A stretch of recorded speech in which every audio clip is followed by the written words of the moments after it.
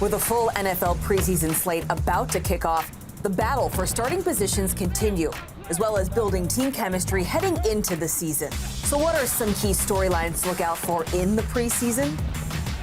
There's a competition at the quarterback position in Carolina, Seattle, and Pittsburgh.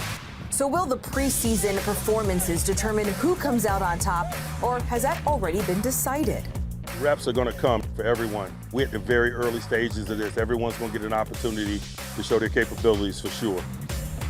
Elsewhere at the quarterback position, one of the biggest mysteries in the league is how well Trey Lance will perform in his first season as a starter.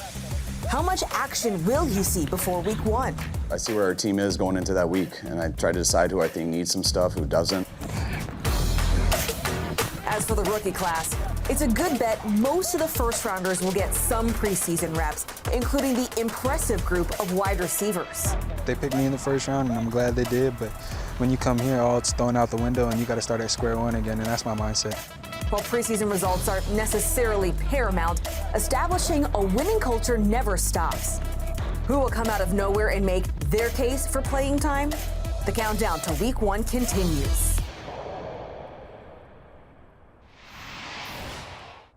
All right, to answer some training camp burning questions, let's welcome in our NFL writer. We got Tyler Sullivan here. Now, we're going to start in San Fran. So we have Trey Lance taking over the reins at quarterback officially for the Niners. We will see him in preseason action, Niners hosting the Packers on Friday. So what do you expect out of Lance? Yeah, I really just want to see how he plays with consistent playing time. You know, Kyle Shanahan said that the ones will get some consistent playing time this preseason, probably in the first preseason game and then in the third. You got to remember, it's unlike the four-game preseason this time around. We don't really know when the dress rehearsal is going to be for the 49ers. It feels like it's going to be in that week 1 and week 3. And then when we specifically look at Lance, like it said in the open, we haven't really seen him adopt a full workload as the starting quarterback, as the 49ers now transition from Jimmy Garoppolo to him. And really, we haven't seen Trey Lance play at all, really. I mean, yes, he had a couple of starts last year, showed up in a handful of games in kind of a situational red zone opportunities, but ultimately he hasn't had a lot of in-game experience. Go back to college too. He only played in 1 game during 2020. So this is a prospect who the 49ers invested a lot in, trading up to that number 3 overall pick,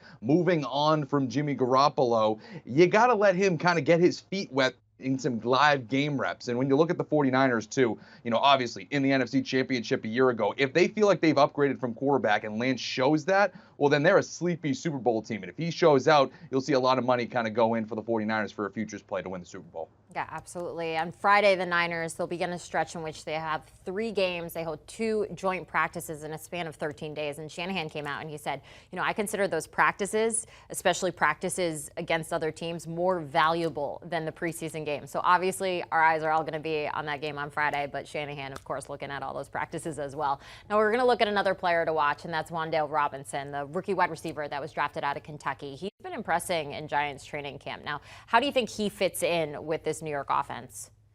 Yeah, I think that's the big question, Jenny, is obviously there was a little bit of question when the Giants selected him in the 2nd round. That was kind of one of the more critiqued picks on day 2. And, you look at his size, he's 5'8". You kind of say, okay, well, do they really need him? And the pushback from the Giants was, well, Brian Daboll has specifically targeted this player. He has a specific role in mind for bringing Wan'Dale Robinson to East Rutherford. And that's really what I want to see. I want to see him in that role that, Daboll has kind of projected that he's going to be in, whether it's, in the slot, moving around, using as a chess piece within that offense. To me, that's what's going to be the more fascinating thing. And again, it's preseason. The offenses are probably going to be a little vanilla. I don't think you're going to see the full Wan'Dale Robinson package that's ready to roll right out of the gate when they play the Patriots on Thursday.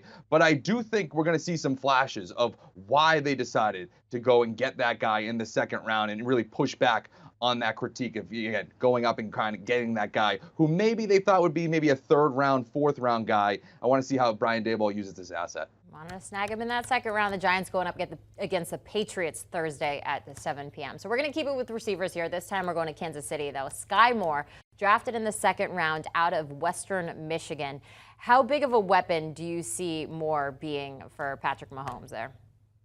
Well, we're really dissecting the entire wide receiver room for the Kansas City Chiefs, whether it's Sky Moore, Juju Smith-Schuster, or MVS. We're trying to figure out where the target share is going to go with those targets lost from Tyreek Hill being traded to the Miami Dolphins. He had like 160 targets last year from Patrick Mahomes. And then when you account for Byron Pringle going to the Chicago Bears, he had like 60 some odd targets. So you're looking at a total of over 200 targets that are on the table for the Kansas City Chiefs. So Sky Moore is going to get some of that. We just don't know how much. You know, obviously Juju Smith-Schuster, he's an accomplished guy. MVS, a deep threat that we've already seen in the league. But I think Sky Moore is fascinating. His upside to me is really tremendous. And you're already hearing reports out of Kansas City that they're using him in multiple different ways. There was a report recently that he was coming out of the backfield at times during training camp. So again, putting a piece like that, a talent like that, that speed, that agility in all different ways, whether it's in the slot, out wide, or in the backfield, with Andy Reid running the show of that offense with Eric Bieniemy, and you have a talent like Sky Moore, I think he's going to be fascinating to watch, and someone who, again, could be a sleeper in fantasy if all these managers are looking at Juju Smith-Schuster or MVS to adopt those Tyreek Hill targets. Sky Moore could come out of the woodwork and be that guy. Yeah, you mentioned coming out of the backfield. I saw the same report last week, special teams staff saying that they might use him as a punt returner, but he has like very little experience when it comes to that. But hey, if he's got the talent, throw him out there, see how it goes. All right, what about a player like James Cook? So the rookie running back, also the little brother, I'm sure he hates hearing this all the time, of Dalvin Cook, already joining a loaded backfield in Buffalo. They're facing the Colts on Saturday. So what are your expectations there? You know, as an older brother, that makes me smile a little bit. I know. You know? He's probably like, enough already. I'm my own person. But again, he is another fascinating rookie to watch here for a number of different standpoints. But if you're Buffalo, you're still looking for something out of your backfield. You don't just draft somebody in the second round of running back if you're content with your running back room. And so Devin Singletary, Zach Moss, they've shown that they can be capable guys for Buffalo, but clearly they're searching for more explosiveness. They're searching for more of an impact player, a game breaker, and that's what James Cook brings to the table. He's someone who could really just take something from Josh Allen, a handoff, a pass out in the flat, and go the length of the field for a touchdown. So for me, that's what's interesting here. Somebody who could, again, be explosive in an offense that already has explosive weapons, an MVP caliber quarterback in Josh Allen, Stephon Diggs, Isaiah McKenzie, Gabe Davis, Jamison Crowder, you know, Dawson Knox and OJ Howard at the tight end spot. You add somebody like that, James Cook's not going to see a lot of attention, obviously. When you list all of those players, he's probably going to be accounted for, I don't know, fourth, fifth when you start to look at all the weapons that are in the passing game for the Buffalo Bills. So for me, that creates tremendous opportunity for him. And so there's a situation here where by the end of the season, he could be the lead guy in Buffalo, especially when you consider that they drafted him in the second round. They're not just going to put this guy as a depth piece. He's someone who could legitimately rival Devin Singletary and Zach Moss for significant carries in what is a Super Bowl winning backfield. Yeah, you look at the talent on that list, and even Coach McDermott came out and he said that Cook is opening eyes in both the run and pass game at camp. So he's playing up with the big dogs right now. We're going to stick with the backs. Now, how about a player like Dameon Pierce? So he was drafted in the 4th round out of Florida, looking to earn some time for the Texans. He's behind right now Rex Burkhead, Marlon Mack. Matt came out and said, you know, he's a hungry learner. He's always asking us questions. So where do you see him fitting in with Houston? Yeah, see, the Houston backfield's weird to me because you look at it and you say, okay, Marlon Mack, Rex Burkhead, it's a little like Island of Misfit Toys type of situation there for these veterans coming in. And so the only one that makes sense to me for the team to invest in terms of giving him plenty of carries, giving him the opportunity to be that feature back is Dameon Pierce. Because again, you look at Davis Mills, was an encouraging rookie season for him, a surprise really, when you kind of consider where he was selected going into this year as the unquestioned starting quarterback for them.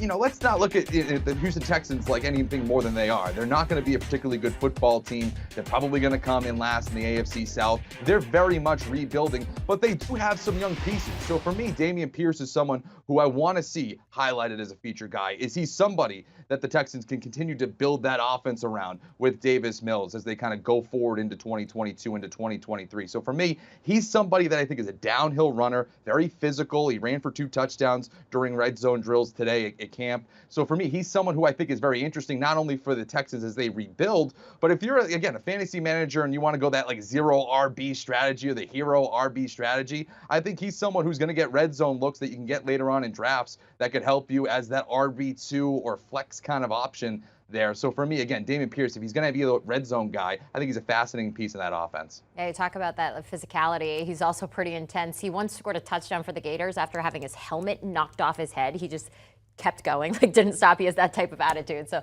I'm sure that's a welcome attitude for sure. All right, a little bit of fun here. Give me your best bet in preseason week 1, your favorite game. What do you like? Make me some money.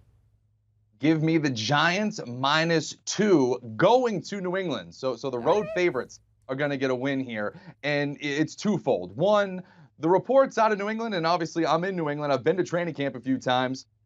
The offense hasn't looked great. It just hasn't really translated well when they move from 7-on-7s to 11-on-11s. When you introduce the offensive line and you introduce a pass rush, Mac Jones, Brian Hoyer, Bailey Zappi, whoever's under center, hasn't really had enough time to throw. And when they do, it just hasn't looked particularly great. You got to remember, obviously, they're going from Josh McDaniels, who was the OC last year, now accepted the head coaching job with the Las Vegas Raiders, and now it's going to be Matt Patricia calling the plays for them. And so not only do they have a different play caller, but they're kind of changing the offense as well, and it's kind of produced middling results so far in training camp. So there's a concern from that standpoint. And then when you look at the New York Giants, I just like their quarterback situation so much better. Outside of the Joneses, I like Mac Jones better than Daniel Jones, but when you go down the roster, I like the situation that they have much, much better at the quarterback spot. And because we don't know how much time the ones are going to get in this game, these are what these preseason games typically come down to. So you look at Tyrod Taylor, a veteran quarterback who's been very good